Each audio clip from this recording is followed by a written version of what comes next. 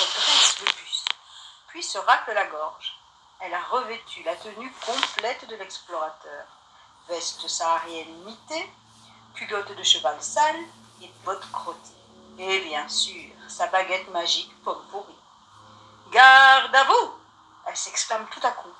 Elle a rassemblé tous ses petits amis. Eux aussi sont équipés comme s'ils s'apprêtaient à déterrer les morts. Mais que se passe-t-il chez la sorcière la plus indisciplinée du monde? Eh bien, cette nuit, elle a reçu en rêve la visite de son lointain ancêtre Tout-en-Katabaga, le mystérieux pharaon sorcier qui vivait en Égypte antique. Il l'a invité à venir passer quelque temps dans sa grande demeure d'éternité.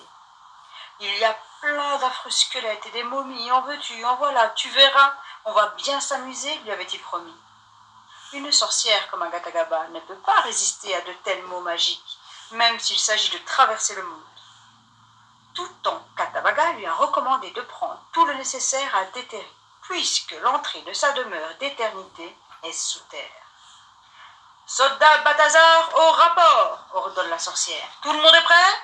Le chat soupire d'agacement, mais avance et répond Miaou, oui, général Agatha Gaba. Alors, embarquement immédiat. Le chat s'accroche à sa maîtresse. Merlanfri, le hibou s'agrippe à Balthazar. Corbillard s'assoit devant. Croque-mouche, la chauve-souris, saisit le manche de la pioche et l'araignée Rembrandt s'attache d'un fil à sa copine chauve-souris. C'est parti! Youpi! Crie Agatha Gaba. En 3 tours de balai, la troupe arrive dans le désert égyptien.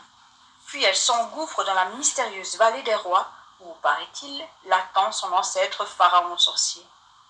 Aussitôt, un premier problème se pose. Il fait chaud, se plaint Agatha Gaba. Tous aux abris. Mais d'abris, ici, il n'y en a pas. Rien que des cailloux, des scorpions et dans le ciel, des vautours qui guettent le moment de passer à table. Et comme ils n'ont pas emporté d'eau, ils commencent à fondre tels des mottes de beurre au soleil. Heureusement, Agatha Gaba a de bons copains chez les dieux égyptiens. Elle lève sa baguette vers le ciel et invoque les forces magiques. Ô Dieu auspice, et toi, ô reine, va faire pipi. Montre-moi l'entrée de la maison de Tout-en-Katabaga.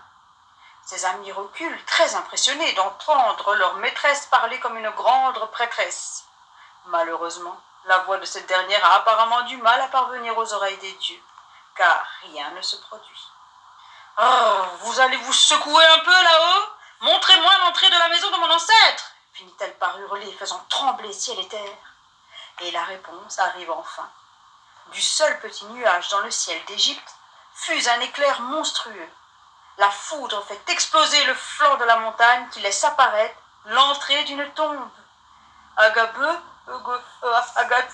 baragouine Agatha Gaba. Les dieux n'ont pas raté la pauvre sorcière, mais il en faut bien plus pour arrêter la descendante du grand Tout-en-Katabaga. Elle gravit la pente jusqu'à la porte ouverte dans la montagne et s'engage dans un long couloir tout noir. Pour y voir clair, elle allume sa baguette magique qui fume comme une locomotive à vapeur. Elle débouche dans une première chambre bourrée de meubles, de statues, de coffres et... C'est quoi ça? Elle s'empare d'une drôle de sculpture tout emmaillotée en forme de chat. Balthazar ouvre grand les yeux horrifiés. Mais c'est moi? Mais c'est une momie, c'est un chat comme moi? Et si on la réveillait, propose Corbillard, jamais à court d'idées pour embêter le matou de sa maîtresse. Ça ferait une copine pour Balthazar. Tiens, et si on momifiait plutôt cet oiseau de malheur, suggère Balthazar. Agatha Gaba s'engage dans un incroyable labyrinthe de couloirs et de salles abritant d'innombrables antiquités. Enfin, elle trouve une chambre funéraire contenant un énorme sarcophage. Alors, il est où l'ancêtre? Demande Balthazar, qui ne se sent pas très à l'aise dans un tombeau où reposent des dizaines de félins. C'est sa demeure d'éternité? Susurre Rembrandt l'araignée, fort déçu. Il n'y a rien à se mettre sous la dent? Ben, je ne sais pas, répond Agatha Gaba. On regarde dans le sarcophage et s'il n'y a rien d'intéressant, on s'en va. Aidez-moi à enlever ce couvercle. Allez, du nerf, les enfants. Du nerf, il en faut en effet pour soulever cette lourde dalle de pierre. La momie du pharaon est intacte. T'es contente? Tu l'as trouvé ton ancêtre? On peut rentrer maintenant? S'impatiente Balthazar. Minute, papillon. Tout en Katabaga m'a promis de m'amuser, et je vais m'amuser, écartez-vous. Agatagaba s'empare de sa baguette magique, lève les bras, puis commence à invoquer le dieu des morts vivants. Lève-toi et marche. Le sol et les murs se mettent à vibrer. La poussière envahit le tombeau. La sorcière s'exclame alors. Réveille-toi, ô mon ancêtre. Agatagaba te l'ordonne. Ah, chante-t-elle d'une grosse voix. Puis elle termine en hurlant. Debout, fainéant! Et ça marche. Sous les yeux ébahis des animaux et de leur maîtresse, la momie de tout en Katabaga se redresse dans son tombeau. Voici qu'elle s'étire et bâille. Ça alors, lâche Merlanfri. Les ailes m'en tombent. Ouhou!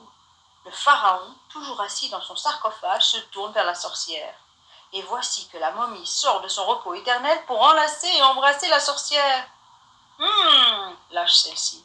Il sent bon de renfermer. Allez, l'ancêtre, heureuse de t'avoir vu, finalement, elle n'est pas géniale ta maison. Il n'y a même pas une cheminée et un chaudron pour préparer des bouillons de momie. Tout en Katabaga ne semble pas d'accord. Il écarte les bras, l'air de dire « On n'est pas bien ici, dans mon tombeau, tout décoré ?»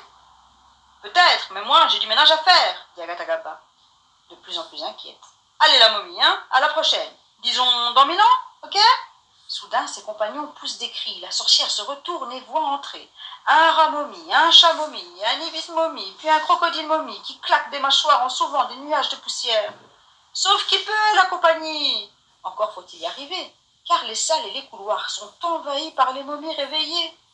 Agatagaba embarque tout son petit monde et s'envole en criant « Salut l'ancêtre !» De retour à la maison, la petite troupe est tout essoufflée du long voyage. Ah, soupire Daise Agatagaba en se laissant tomber dans son fauteuil crapaud. On s'est bien amusé, hein, les copains? C'est alors qu'on frappe à la porte de la chaumière. Tiens, on attendait quelqu'un?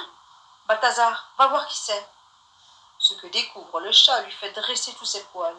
Et quand Agatagaba voit à son tour qui est là, ses cheveux se hérissent sur sa tête. Tous aux abris, hurle la sorcière, car le visiteur n'est autre que tout en Katabaga, accompagné de ses fidèles. Toc toc toc. Y a personne, crie-t-on dans la chaumière. Non, personne.